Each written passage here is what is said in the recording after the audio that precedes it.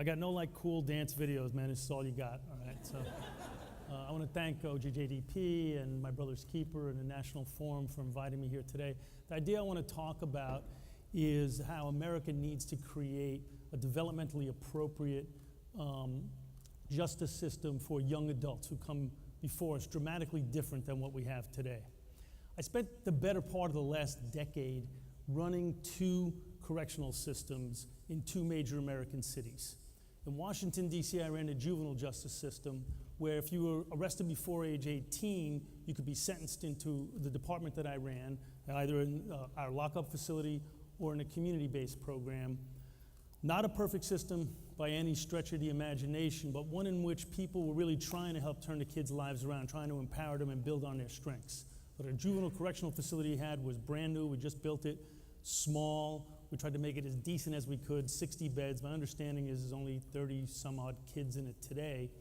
And when the kids went out of the facility, we had a terrific school, went from 8 o'clock in the morning till 5 o'clock in the afternoon, half day Saturday, so that the kids could catch up on what they had missed very often in their community schools. And then when they went back out into their community, staff had small caseloads. We had a lot of programs that we funded in the neighborhoods that, again, would help build on the kids' strengths, not just to rehabilitate them, not to fix them, but to give them voice in their own life course.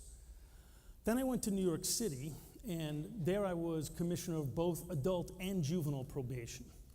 And I got to see the dramatic difference, and night and day, between the way young people were treated when they were in the adult system versus the juvenile system. In New York, the family court ends on your 16th birthday. So whereas in DC, I had 16, 17, 18, 19, 20-year-olds on my juvenile caseload, in New York, I had that same age group on my adult caseload. So they were in adult court.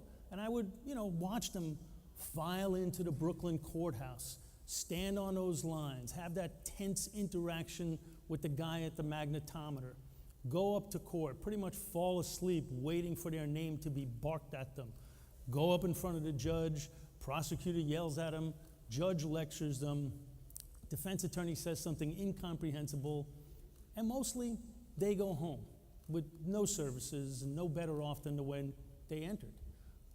But don't worry, because tragically, most of them are going to be back very soon. This is the age group, 18 to 25-year-olds, have the highest rearrest rates of any other group in America.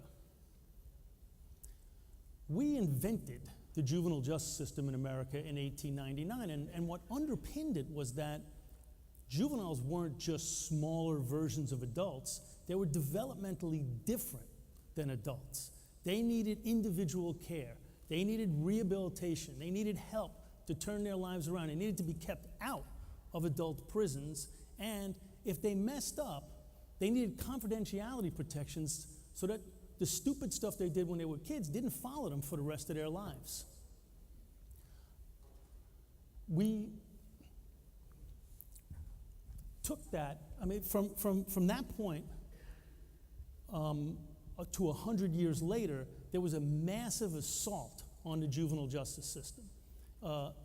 Researcher John DiIulio warned America that there was a coming tide of juvenile super predators who were godless, fatherless, and without conscience, waiting to engulf America. And legislators responded in kind. During the 1990s, every state made it easier to put kids in adult prisons, made it easier to try them as adults, or abolished confidentiality protections for them.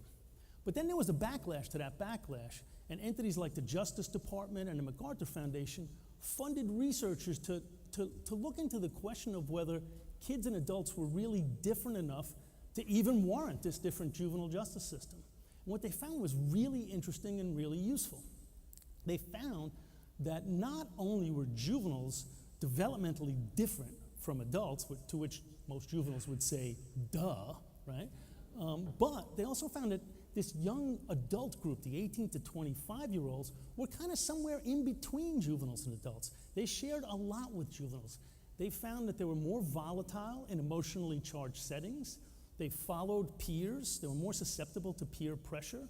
They were less future-oriented, and they were greater risk takers. And they were greater risk takers particularly if they were around their peers or if they had suffered trauma as children. Well, So then, on the other hand, so those were developmental psychologists and neurobiologists, brain scientists. Meanwhile, sociologists and criminologists were also doing some research, and they found that it wasn't just brain maturation that helped kids evolve out of their juvenile delinquency. They had to cross a couple of developmental bridges, and several of the people who talked about their programs talk about those bridges. They had, and particularly for boys, right, who commit about 85% of violent crime in America, they had to get married or they had to get a job. Well, what's been happening to marriage and work for young adults over the last several generations? It's gotten further and further away, particularly for young African American and Latino males, who historically have gotten married and gotten gainful, steady employment later than white males. So now employment and work gets pushed further away for a group who are not particularly good to begin with at deferring gratification. So for example, when I was born in 1960, 18 to 25-year-olds, right, young adults, were 5 times as likely to be married as they are today. When I graduated from high school in 1977, guys I graduated with could go immediately into jobs on Wall Street, could and did, or they could get jobs at the factory that were literally down the block from where I lived. With those jobs, they could get apartments in my neighborhood, start families, and stop hanging out with the boys. Those factories are closed now, and you need a master's degree to get those jobs on Wall Street.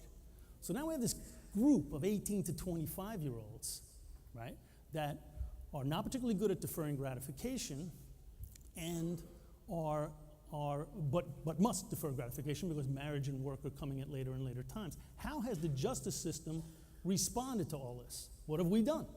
We government bureaucrats who run the justice system. Well, there's going to be some exceptions, which I'll talk about in a second, but by and large, nothing.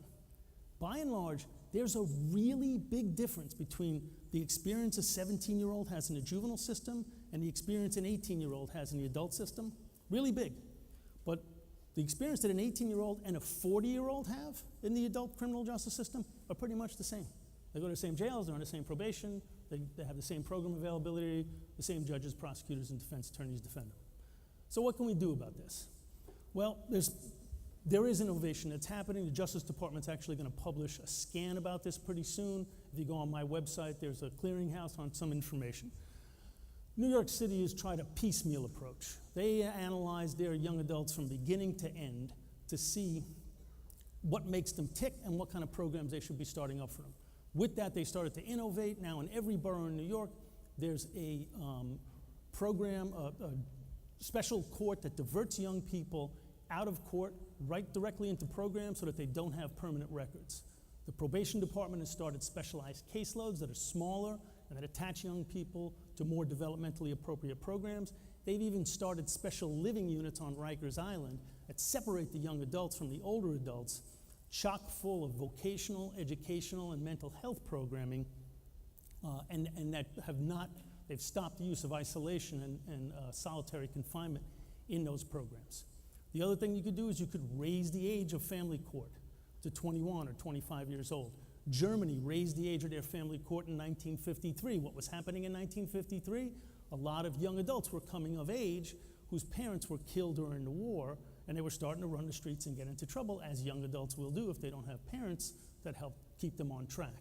So the German judges initially were a little concerned about this, so they only kept about 20% of the young adults in the juvenile system, and the rest went to the adult system.